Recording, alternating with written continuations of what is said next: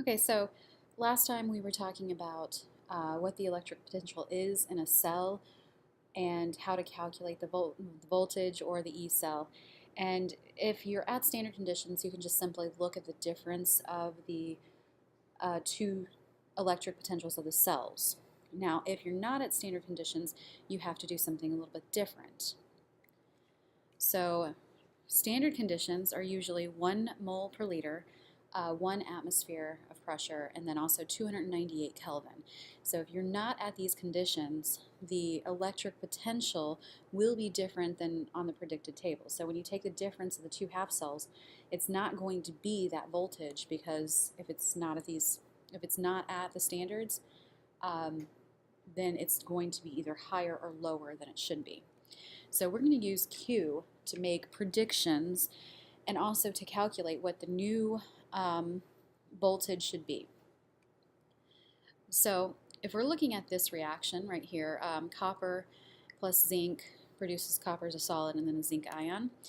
If I wanted to know what Q was, I would take products and then divide it by the reactants. Well, copper is not included because it's a solid, so zinc is the only product here, or is the zinc ion. And then the only reactant will be the copper ion because zinc is a solid on the reactant side. So I take out all the pure solids. Liquids would also not be included. Now, if I just had pressures of gases, I would include that in Q.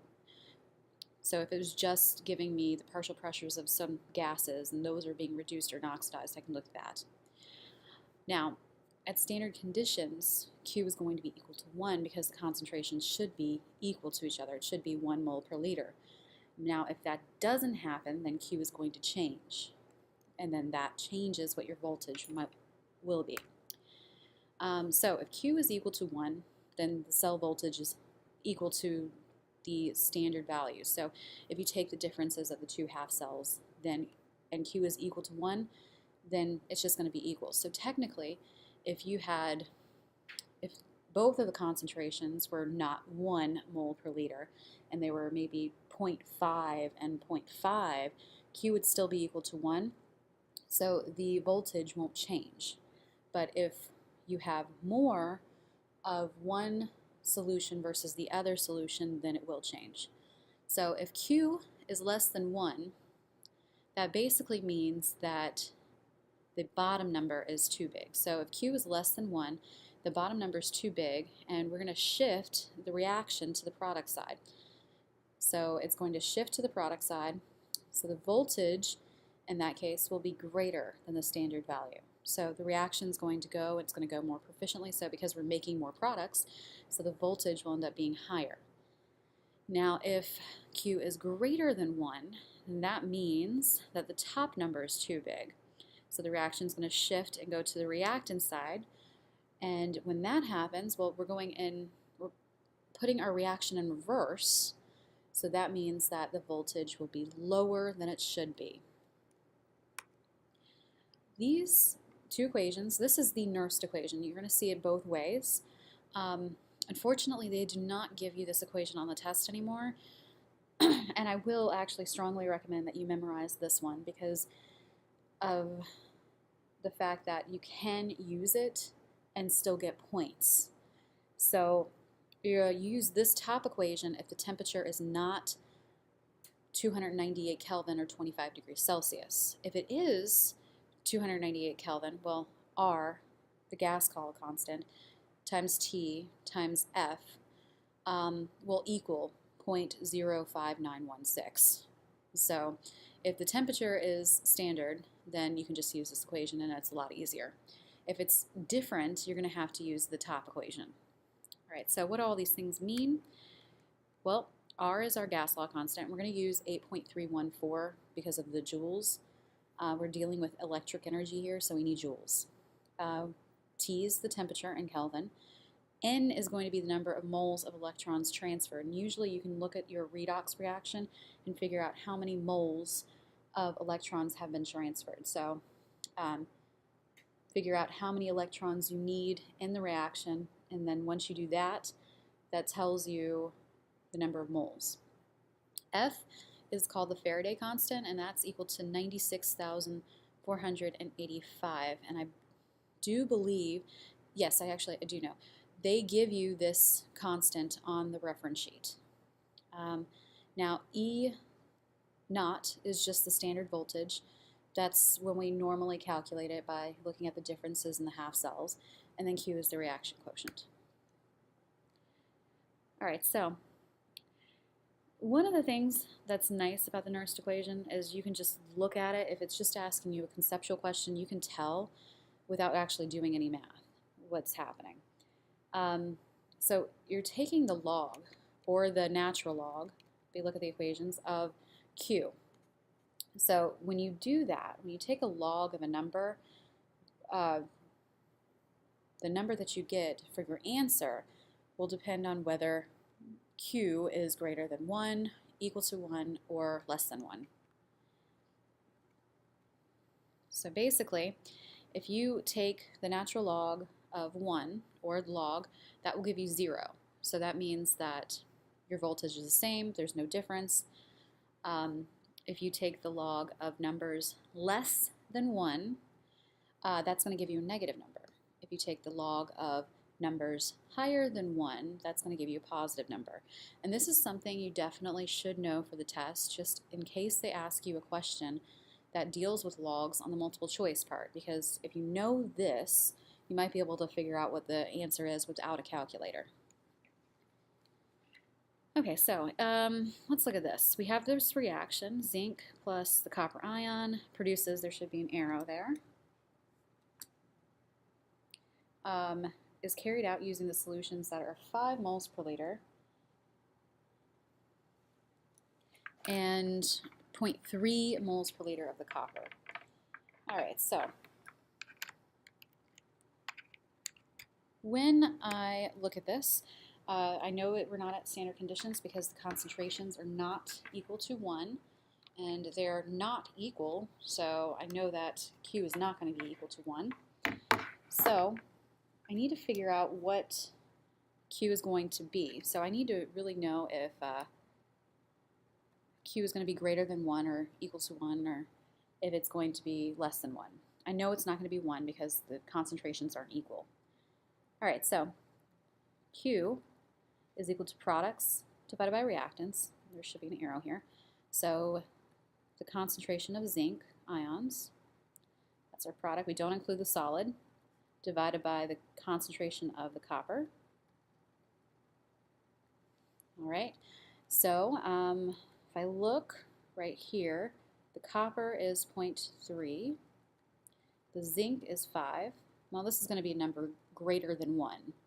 So I know this is a number greater than 1.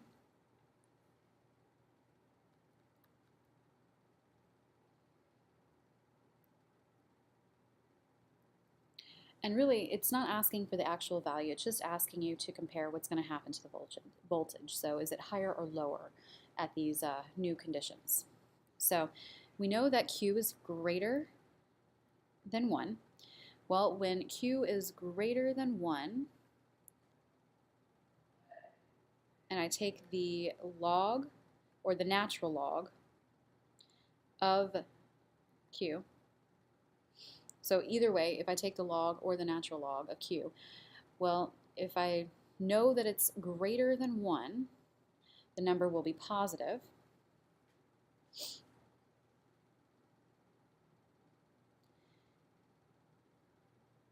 Okay, so I'm going to get a positive number when that happens. And when I look at the Nernst equation, it's the voltage standard voltage minus some number. Well, it's 0.05916 divided by the number of moles of electrons multiplied by this natural, or the log, of Q. Okay, this is what the Nernst equation is. Well, if I get a number that's going to be positive, well, even when I multiply this out, I'm going to get a positive number, which means that I am going to be reducing what this is. So that means that my voltage will decrease.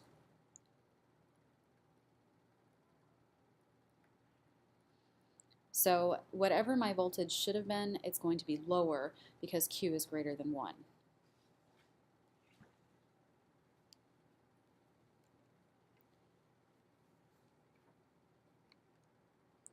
All right, so let's actually calculate the new voltage out for this particular reaction. So when I look at this, I'm finding the EMF. EMF is basically your electric motive force, so that is going to be very similar to the voltage. So it's basically the new voltage. So you're going to use the Nernst equation for this. And that means, since I'm looking at the temperature, it's 25 degrees Celsius, which is 298 Kelvin, I can use the second equation, 0.05916, divided by N times the log of Q. All right, so I need to figure out all of my components. I need to get my E naught, I need to get N and Q. So let's get Q first. So Q is equal to my products, so iron, don't include the cadmium because it's a solid, divided by my reactants, so my cadmium ion, and don't include the iron because it's a solid here. All right, so let's go ahead and find that. The concentration of iron is 2. The concentration of cadmium is 0.03. So that means Q will be 66. All right, so now we need to find N. That's the number of moles of electrons. So I can look at this equation. Everything's a 1-to-1 ratio, which actually makes it very easy. So if I go from a positive 2 to a 0 oxidation number, well, in order to do that, I have to add 2 electrons. And it's the same thing here. And this makes it very simple because they have the same oxidation numbers, essentially. So when I go from Fe to a positive 2, I'm losing 2 electrons. Since they're equal on both of these equations, I know that I'm just transferring 2 moles of electrons. I'm looking at an equation, so the coefficient is equal to the number of moles. So the number of moles is just 2. I have 2 moles of electrons here. All right, so I know what N is now. Now I need to figure out what E naught is. Well, we need to look up our values for the iron and the cadmium. So for iron, I know that it's negative 0.44, and for the cadmium, I look it up and it's negative 0.40. Okay, so they're actually very close in value. So when I look at this, Okay.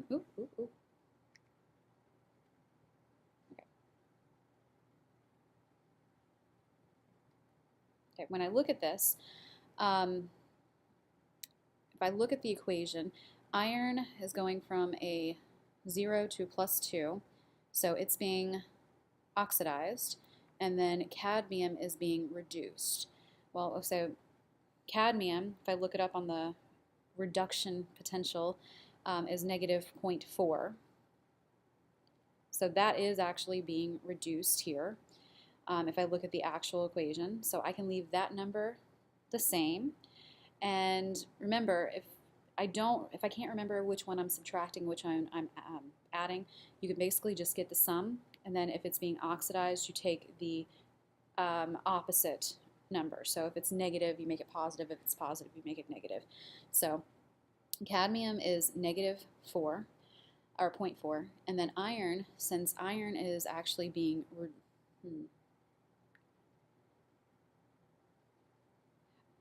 cadmium is being reduced. Since cadmium is being reduced, I leave it alone. But iron right here goes up, so that's being oxidized. So if I look at the reaction that's given to me on the E table, that's the reduction reaction. What's happening here is I'm actually being oxidized, so it will be the opposite of this. So it's not going to be negative 0.44, it's going to be 0.44. So if I take the sum of those, I get negative 0.04. You could also do 0.4, negative 0.4, because that's what's being reduced, minus the negative 0.44, and it ends up being the same exact value. So it's still going to be positive 0.04. All right, so now that I have that, I can plug everything into the Nernst equation. So my E is equal to my E naught, which is 0.04, minus 0.05916 divided by 2 times the log of Q, which is 66. All right, so when you solve this, you should get a negative number. You're going to get negative 0.0139 volts. Okay, so this is your EMF under these conditions. So if you notice, it went from 0.04 under standard conditions down to a negative 0.0139. So it did go down. So when Q is greater than 1, your voltage should go down. If Q is less than 1, your voltage should go up. All right, so sometimes we'll have concentration cells. Now, concentration cells are pretty much the same thing that we've been looking at. It's just that instead of having two different half cells, you actually have the same substances. So you set it up like you normally do. You still have a salt bridge. You still connect it with a wire. It's just NuOl. And just instead of having like copper and zinc or copper and iron, you're going to have the same exact materials. So you're going to have copper in a copper solution, and you're going to attach it to another copper cell. So copper in a copper solution, and then you will vary the concentrations. Now, what ends up happening when you do this is that electrons will start to flow from the solution with the low ion concentration to the solution with the high ion concentration. So it's going to go from the electrons will go from the low ion concentration to the high ion concentration. And the reason that that happens is so that we can get the concentrations to be equal. Well, if you move the electrons from here to the other cell, well, now you have electrons right here, and electrons will be added to the copper ions here. So when you add the electrons to the copper ions, they become copper solid, and they just adhere to the metal plate, and then you get a reduction in your copper ions in the solution. So by moving these electrons, we're going to decrease the concentration of ions here. We're also going to increase the ion concentration in here when I do that, because I'm removing electrons from this electrode. So once I remove the electrons from the copper atoms, they become copper ions. So electrons will flow to the higher concentration cell, and then in that, reduction will take place. So remember, where reduction happens, that's our cathode.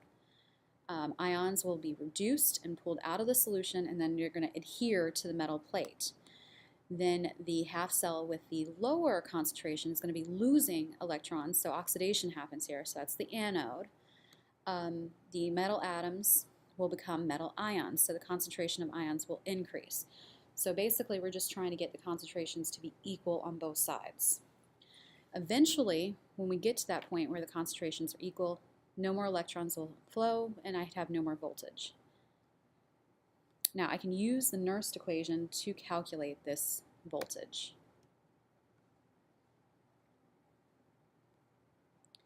So a concentration cell, cell A has a concentration of 2.35, cell B has a concentration of 2.25 times 10 to the negative 3. I'm going to identify the anode and the cathode, and then I want to calculate the EMF. So I'm going to use the Nernst equation to do that. No.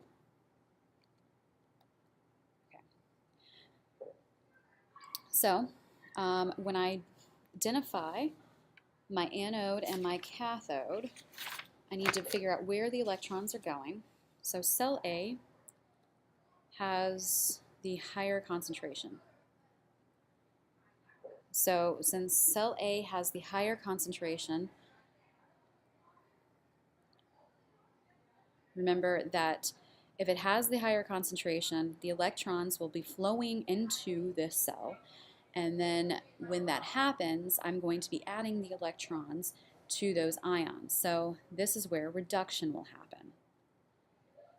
So the electrons flow from the low concentration to the high concentration, and then we create a reduction reaction when that happens. So reduction happens with the cathode.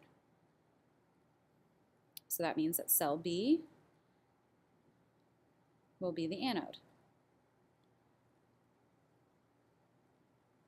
So when you have a concentration cell, the one with the higher concentration will end up being the cathode because that's where reduction is going to happen. All right, so now we need to calculate the EMF. So we know that our equation is this.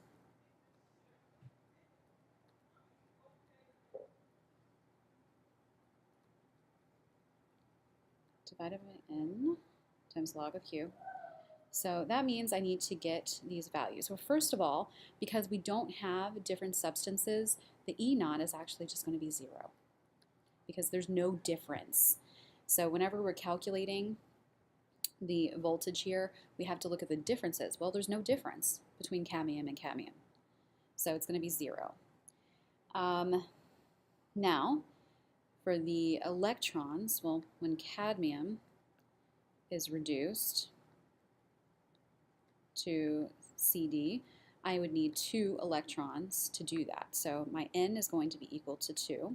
And now I just need to figure out what Q is. Well, Q in a concentration cell, and this is only for concentration cell, would work like this. The concentration of the dilute solution divided by the concentration of the concentrated solution. Basically, when you're trying to figure out what your products are and what your reactants are, remember that in my products,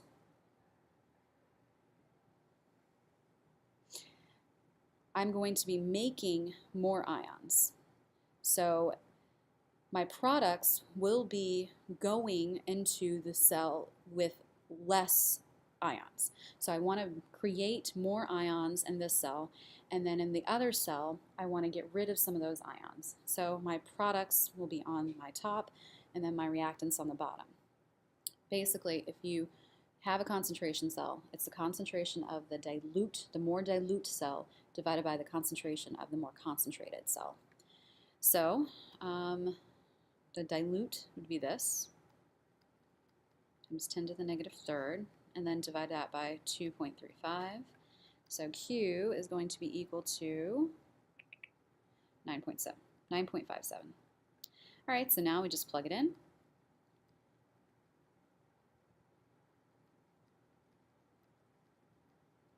Divided by 2, log of this.